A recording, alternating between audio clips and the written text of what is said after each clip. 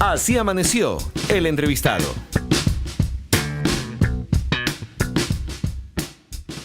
Nuestra siguiente entrevista es realmente muy interesante. Agradecemos la presencia de David Jiménez García. Él es un periodista y un escritor español con larguísima experiencia y con una agudeza en sus reflexiones que nos llama la atención, razón por la cual, pues, nuevamente le agradecemos por estar aquí. David, buen día. Gracias por estar con nosotros. Un gusto y saludos a todos los amigos de Ecuador. Bueno, pues los reyes con el Ecuador también han tenido historias viejas que algún día charlaremos, pero hoy nos convoca el tema del rey Juan Carlos y de este viaje medio de incógnito, medio fugitivo que tuvo hace muy pocos días hacia los Emiratos Árabes Unidos. Y David, la pregunta es, ¿cómo lo percibe España? ¿Ese viaje lo hizo pues un poco escondido para que nadie le pregunte, o ya se siente que él ha fugado de la justicia española y de la Suiza además? En España se percibe de una manera muy dividida. El tema de la monarquía es un debate que se presenta siempre aquí muy polémico, con favorables y contrarios a la institución. Esto ha sido aprovechado por quienes quieren una república. Y es cierto que también incluso entre los monárquicos se ha recibido con mucha decepción. El hecho de descubrir que el jefe del Estado, el rey, que fue un héroe de la democracia española, durante décadas haya estado cobrando cifras millonarias de dictadores árabes, que haya ocultado ese dinero, que haya utilizado a alguna de sus amantes como testaferro. Es decir, el escándalo continuo de la figura durante tanto tiempo admirada de Juan Carlos I, la verdad es que tiene al país en un estado un poco de shock, porque pocas veces alguien que estaba tan arriba ha caído tan bajo. Este descubrimiento no es reciente, es un descubrir pues sin parar, porque aquí incluso en América del Sur hemos venido oyendo a través de los años los escándalos de Juan Carlos I. O sea, no es la primera vez. Me parece que esto ya como que golpeó un poco más duro. Claro, de hecho él abdica en el año 2014. Como consecuencia de todo. Claro, ¿no? Consecuencia de los escándalos. Ya entonces se sabe que desde hacía tiempo tenía un amante, que es una princesa alemana, Corinna Larsen. Se sabía también pues que durante los peores años de la crisis económica que hubo en España, ¿no? Del 2008 al 2013 sobre todo, pues él estaba llevando una vida desenfrenada, de excesos, y empezaban ya las preguntas de dónde viene todo ese dinero, porque los reyes en España tienen un sueldo, que es un sueldo generoso, pero no es un sueldo millonario para llevar el tren de vida que él llevaba. Y su prestigio a partir de ahí, del 2014 hasta aquí, ha ido en declive continuo, porque cada poco tiempo hemos sabido más informaciones, han salido grabaciones en las que se le ha implicado en diferentes operaciones financieras turbulentas. Ha llegado la noticia de que recibió 100 millones de dólares de Arabia Saudí, presuntamente cobrados como una comisión por facilitar un contrato de alta velocidad ferroviaria. Para un tren. Sí, un tren que al final fue concedida, esa obra fue concedida a empresas españolas, y una de las cosas que investiga ahora el Tribunal Supremo en España es si esos 100 millones fueron como pago porque Juan Carlos I consiguiera ese proyecto para las empresas españolas. Pero es que a partir de ahí está la ocultación de la fortuna, el no haber pagado Hacienda. Claro, imaginémonos, ¿no? Que el jefe del Estado durante décadas haya estado evadiendo los impuestos, cuando gente muy humilde aquí, porque una de las cosas que mejor ha funcionado siempre en España ha sido Hacienda, ¿no? Es muy difícil hacerle trampas. Y aún así, mientras gente modesta hacía el esfuerzo de contribuir con sus impuestos, pues teníamos al rey eludiéndolos, ¿no? Y todo eso es inaceptable y moralmente censurable. Donaciones que más allá de los millones también incluyen un departamento lujoso en Londres, incluyen también un par de Ferraris como regalo sorpresa por haber ido a ver las carreras. Es decir, cosas que no se pueden esconder. O sea, no es una esmeralda, no es un brillante que te lo guardas de recuerdo en el bolsillo de un saco o debajo de tu propia corona. Estamos hablando de un escenario de cosas que le permiten ver, como bien dices, David, un derroche, pues, hasta digamos insultante, especialmente en la crisis económica que pasó España. Esto es importante porque, como escribía en un artículo en el New York Times que se publicó hace pocos días, los españoles no podemos pretender o hacer ahora que estamos sorprendidísimos por todo esto. Es decir, todos sabíamos que había algo turbio relacionado con el rey Juan Carlos I. Todos vimos esos Ferraris y nos preguntamos de dónde venían. El yate con el que él veraneaba en Palma de Mallorca, conocido con el nombre de Fortuna, tan conveniente y tan ajustado a la realidad de lo que era su vida, eso fue también un regalo de dictaduras árabes. Terrenos se están investigando en Marruecos, que también le habría regalado el rey de Marruecos. Es decir, había indicios suficientes en España desde hace mucho tiempo, antes de la abdicación, para haber investigado. Pero claro, era tal el manto de respeto, de reverencia que había hacia la figura del hombre al que todos creíamos que era el padre, digamos, en cierto modo, de la democracia española después de la muerte de Franco, y había como una especie de sensación de gratitud. Y eso hizo que todos decidiéramos mirar a otro lado en vez de haber hecho la investigación y las preguntas que se debían de haber hecho. Sí, sin duda, esto es. Sí, coincido con esto de que no es un descubrimiento pues reciente. David, ahora el punto, cada vez que aparece una crisis, un escándalo en una institución que en el fondo siempre nos deja más dudas que certezas, tampoco es nuevo que emerja la pregunta: ¿sirve la monarquía? ¿Para qué sirve? ¿Quién se beneficia? ¿Cuánto necesita España la monarquía?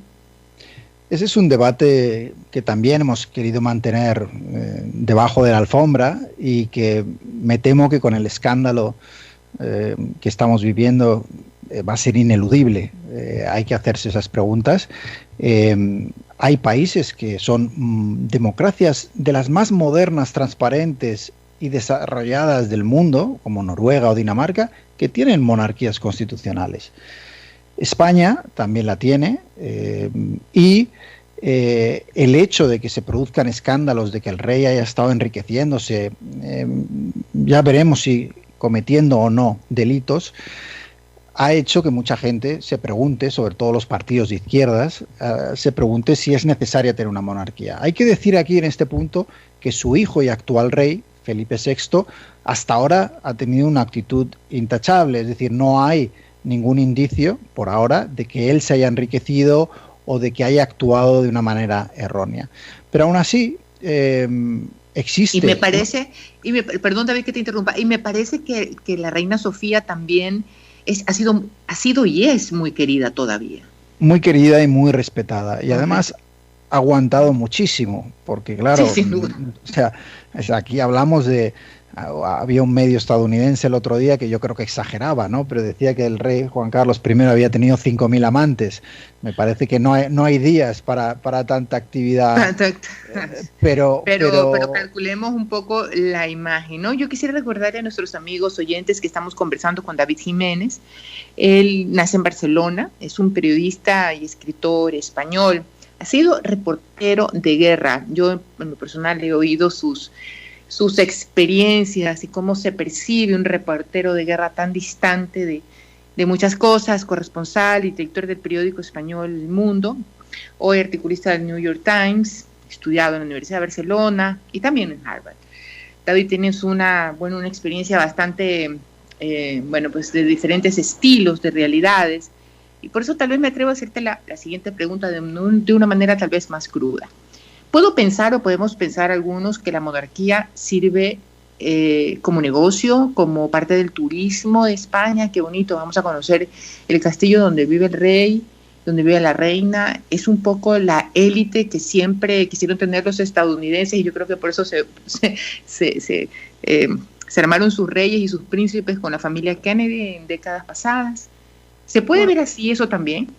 Sin duda, una parte del papel de la monarquía, las tradicionales europeas, es el entretenimiento. Se han convertido protagonistas de las revistas, de Lola, del Corazón, y eso es parte de un poco de lo que son hoy, ¿no?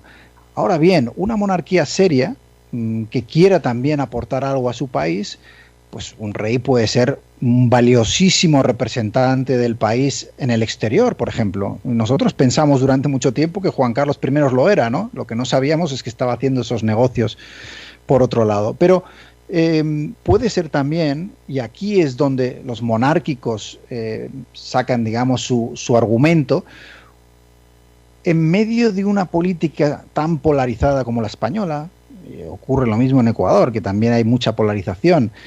En medio de la división del país, se ve al rey o a la monarquía como una institución, digamos, independiente, que como no tiene que ser elegida cada 4 años, puede mirar por el interés, dar cierta estabilidad, representar la unidad de España y, como decía, la imagen del país fuera. Pero bueno, lo mínimo para que eso sea así es empezar porque sea una institución limpia y sin sospecha de corrupción, porque si no ya todo lo demás se derrumba. ¿Cómo vas a ser un buen representante de tu país si tienes cuentas ocultas en Suiza? Y ahí es donde lo primero que hay que exigir, yo creo, es una reforma de la monarquía. Por ejemplo, en España el rey no puede ser juzgado, tiene protegida la inviolabilidad, es decir, increíbles. Haga lo que haga el rey, no hay ninguna manera de llevarlo a la justicia. Eso tiene que acabar, porque eso es de una monarquía de otro siglo. Es decir, para mantener la monarquía, yo lo que creo que habría que hacer es reformarla, adaptarla a los tiempos y luego preguntar en un referéndum a todos los españoles si ese es el modelo de Estado que quieren. Sin duda, este nadie por encima de la ley es un principio de allá de 1200, 1300, creo que una de las primeras revoluciones inglesas, que ya eso no existe. Y estamos en pleno siglo XXI y parece mentira cuando revisaba el tema de Juan Carlos I, que ni siquiera el principio de legalidad lo pueda tocar. Como decimos los abogados, ya ese principio es el segundo o el tercero, porque hay un principio constitucional y tal vez un principio de derecho internacional cuando se refieren a los derechos humanos, que ese sí, pues ya nadie se puede librar de ser tocado. David, ¿cómo ha sucedido esta situación interna en España? Ya esto no tendría nada que ver con el rey, sino es una opinión en particular. Antes de la pandemia, recuerdo que allá por octubre del 2019, a efectos previos a las elecciones, hubo de nuevo esta polémica entre Barcelona y Madrid, estas divisiones, este deseo de independizarse. Luego vino las elecciones, luego vino la pandemia. ¿Esto ha cambiado la situación interna desde el punto de vista de la unidad que tanto el rey como muchísima gente pide a toda España, o siguen las divisiones profundas? Sigue siendo un país dividido y cada vez más, además en diferentes frentes. Uno que tú mencionas que es muy importante es el independentismo en Cataluña, pero no solo en Cataluña, también en el País Vasco y en otras regiones de España. Eso llevó a una declaración de la independencia de una parte de la clase política catalana, que terminó con esos líderes en la cárcel. A día de hoy, Cataluña es una región de España completamente dividida entre los favorables y los contrarios a la independencia. Esto está muy relacionado con el rey, que en aquella crisis surgió para defender la unidad de España y para garantizar los derechos constitucionales. Pero eso le creó muchísimos enemigos entre el independentismo.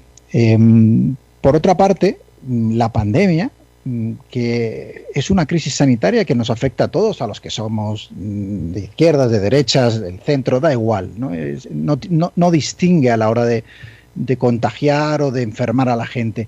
Y aún así en España ha acabado convirtiéndose en otro motivo de guerra política entre los dos bloques que lucharon en la Guerra Civil Española y que son irreconciliables y cada vez están más radicalizados. A mí personalmente me preocupa el lenguaje de odio político que está emergiendo otra vez en España y además hacer eso cuando tienes a miles de personas viviendo una crisis como la que estamos viviendo, con los negocios y las empresas cerrando, con la crisis económica que viene, yo creo que sería un buen momento, una gran oportunidad para entre todos intentar unirnos y salir adelante, porque divididos nos va a costar mucho más.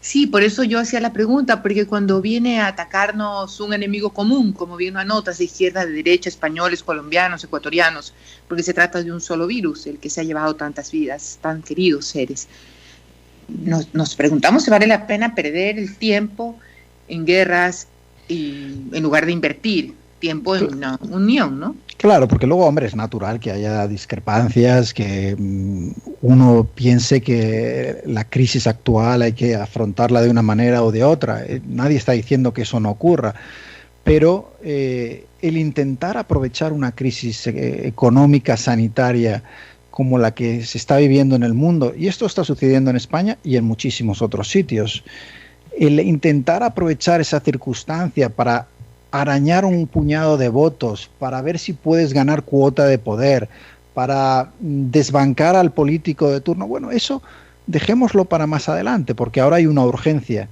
que es salir de esta crisis, es la vida de la gente, es la salud y es salvar el modo de vida de muchísima gente que se está quedando sin empleo, que está perdiendo sus viviendas y que en los próximos meses lo va a pasar muy mal.